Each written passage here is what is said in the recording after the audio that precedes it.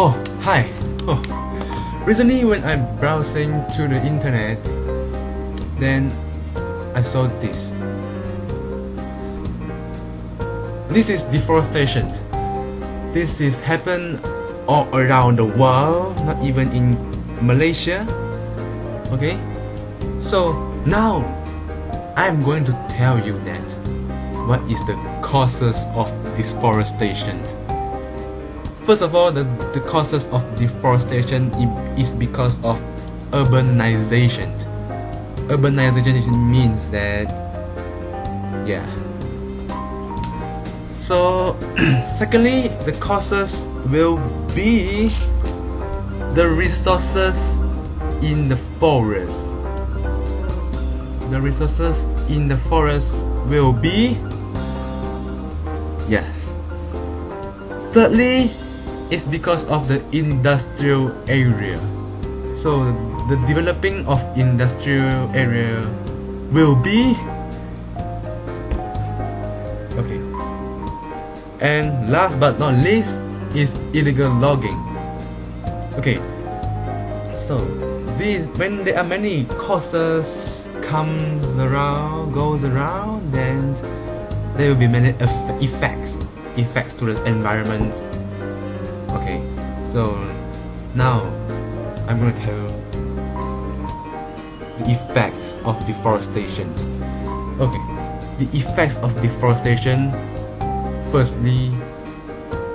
and foremost, is animals extinction. So, what animals are facing the extinctions? So beautiful, but I can't see you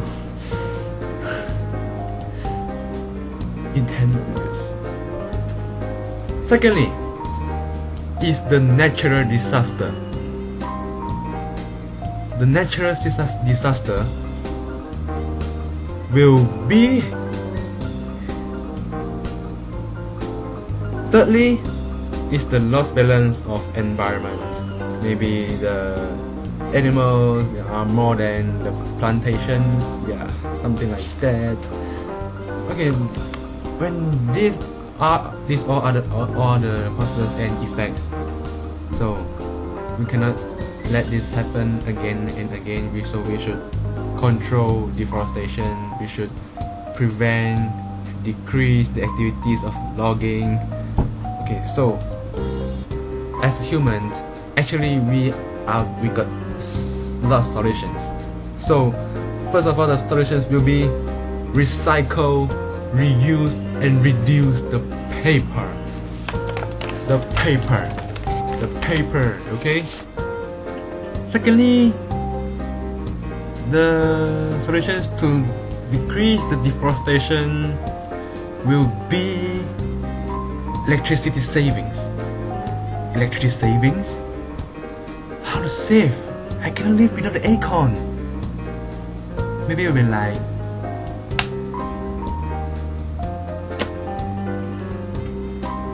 this. Thirdly is to reduce the consumption of chemical compositions and paper. So if there are less paper to be used in the world, then the forests are conserved. I found a video regarding to the deforestation, and now let us see what's happening in North Borneo, in our Sarawak, and let's see what the expert thought about this environmental issue.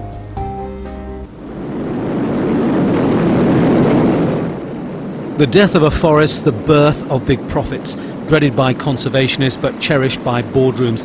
Sarawak in Malaysian Borneo is the world's biggest exporter of tropical timber.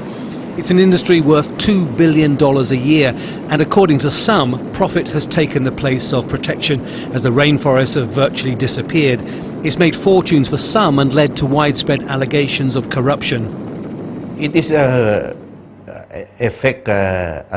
public knowledge in Sarawak here that before one can get a timber concession or a parcel of land for oil palm plantation, money has to exchange hand, you know, the so-called under-table money. Without transparency, it's difficult to know for sure. Sarawak doesn't reveal its financial dealings in the logging or palm oil industries, nor details of the concessions given or revenue generated. It all comes under the leadership of the state's powerful Chief Minister, Abdul Taib bin Mahmood. He's the only one who gives licenses. Of course, the concessions are given to all these people who have some political connections, and they are just a selected few who actually have all these timber licenses. The state government here has been making money carving up Sarawak into lucrative logging concessions. They maintain, however, that most of this region, 70% of it, is still forested, and of that, most of it is primary rainforest. But according to conservationists, today in North Borneo, they say that less than 20% of virgin rainforest remains standing. Sarawak is largely left to manage its own affairs by